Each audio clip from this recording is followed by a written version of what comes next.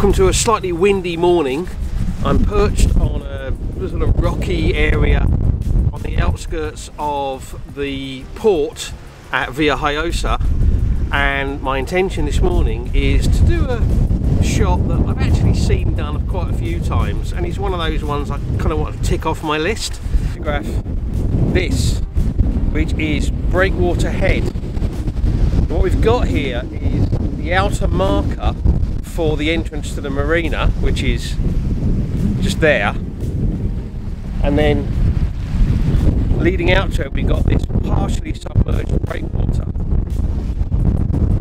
Now yesterday we had some pretty heavy rains here, and thick cloud and almost stormy. We didn't actually have any thunder and lightning, but it was almost stormy conditions, and that was due to clear overnight. It's now about 30 minutes before sunrise, and I apologise, it's getting really windy. It's quite a blustery morning, but I came out this morning in the hopes that with the stormy type conditions clearing in the early hours, we'd get that lovely transitional sort of nice clouds, but also hopefully some nice light and nice colours. So I've set up already, and I'm going to do a shot in a moment. It's a really simple composition. The breakwater goes out straight through the middle of the scene, with the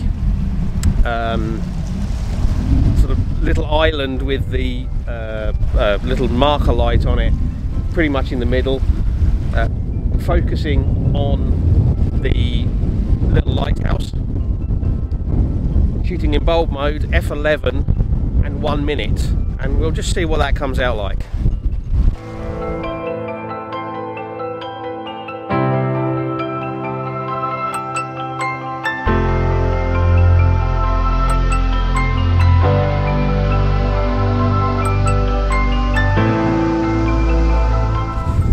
Okay, so because of the wind, I think that 1 minute exposure, I'm not sure it worked all that well. It looks to me as if I've got a little bit of blur, probably just because the wind's gusting across where I am, and it might just have vibrated the camera a bit.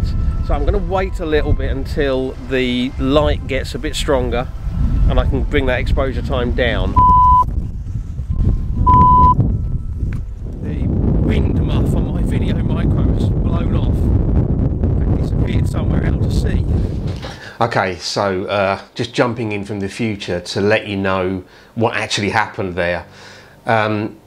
On my video camera I have a Rode Video Micro. If you actually watched the video that I did 2 videos ago, I did a review of 2 months of vlogging with my new vlogging setup, and I described the Rode Video Micro, and I said at the time it has a large foam and fur wind muff, which does a really good job of kind of protecting the microphone from that wind noise, and meaning that I can be heard even when it's windy.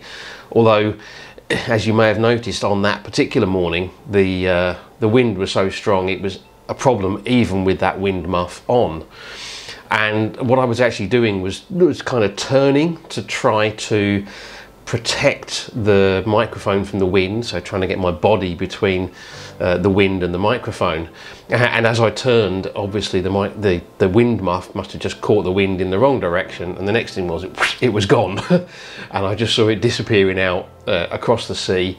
I did actually manage to spot it a few seconds later where it was on the surface of the sea, but it was a fair way out at this point, and then obviously it started to, the foam and the fur started to pick up water, and I just saw it sink out of sight, so gone. Now obviously that's frustrating from a few points of view. First of all, I lost it, so I've got to buy a new one, and you can be sure when I get the new one, which is now on order, I will be finding a way to secure it a bit better onto the microphone, so I don't lose another one like that. But of course it also meant that for the rest of the video I didn't have that wind protection on the microphone. So I did manage to continue shooting some video, and we'll go back to it in a few seconds. But what I've done, where the wind noise has become a particular problem and it's difficult to hear me, I've put in some closed captions or some subtitles, just to explain what's going on. So let's get back to Breakwater Head. Oh, but before I go, let me just say, those furry type wind muffs are sometimes called dead cats. So that's the cat's part of the problem. What about the dog? Well, keep watching. The light's getting brighter and I've dropped in a 2-stop hard edged ND grad just to hold the sky back a bit. One of the challenges I'm going to have now is there's boats coming out of the port, and that's going to make it really difficult to get a shot.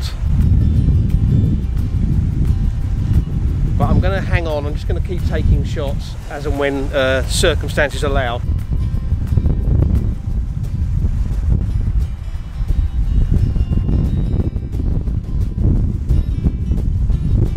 I've gone over to a 3-stop hard-edged ND grad now. We're about 7 minutes before official sunrise. We've got some nice subtle colours out on the horizon, some nice cloud patterns. It's looking nice.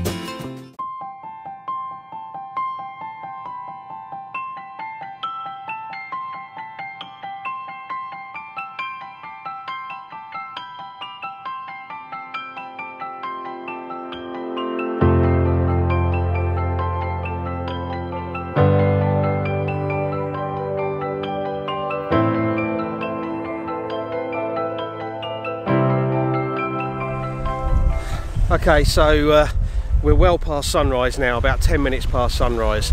There's been some lovely colours, quite subtle colours out there, and I'm hoping that I've got one shot from this morning to make up for the fact that I've lost the wind muff off of my camera. That dog was running around on that breakwater for probably a good 5-6 minutes, and at just the wrong time, just as the light was picking up, and it was moving around enough that I couldn't get a shot without it appearing as a kind of a blurred blob on the breakwater, but it wasn't moving around enough that it was blurring out completely on a long exposure. The owner was actually standing next to me on the kind of rocky harbour wall that I was on, shouting the dog to try and get it off of the breakwater. But it did eventually move, and I did eventually manage to get that final image. Now, I got 2 shots. Now, I said in the video that I wasn't sure that the first image had worked because I thought I'd maybe picked up a little bit of vibration or a bit of movement blur.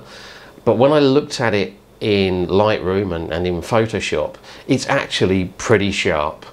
If there's any softness in there at all, you wouldn't notice it unless you were viewing it at more than 100%. So it's a good image. Although I will say, looking at it, I like the long exposure and the way it smoothed the water out, and I like the colour contrasts in the blue hour. But because I set it up in the dark, I don't think I got the composition quite right. And if you look at the foreground of the image, you'll see that the breakwater isn't quite balanced, so it's not quite centered properly in the scene. The second image was shot just after sunrise, and it's got some nice colors. Obviously it's a much shorter exposure, 2.5 seconds. So it's not quite as smooth in the water, but it does pick up some nice colours in that foreground, and you probably see I've changed the composition slightly so that it's a bit better balanced. I'm not just sure that the tones are quite as nice in that one, but I can't make up my mind which image I prefer. So I'm going to ask you to help me out, and what I'd ask you to do is let me know, do you prefer the 60-second exposure or the 2.5 second exposure? And you can let me know in the comments down below. and that would be much appreciated in terms of helping me to make my mind up. Anyway, that's it for now. I hope you've enjoyed this somewhat odd video with all sorts of things going on. This is also my final video before Christmas. So, to everybody watching, and particularly to those people who subscribe to my channel and to those people who comment and continue to support me, I'd like to wish you a fantastic Christmas. I'll be back with you on the 26th with another video. As always, I'd like to thank you for taking the time to watch my video. It's much appreciated. And of course, if you haven't subscribed yet, well, now would be a good time to do so.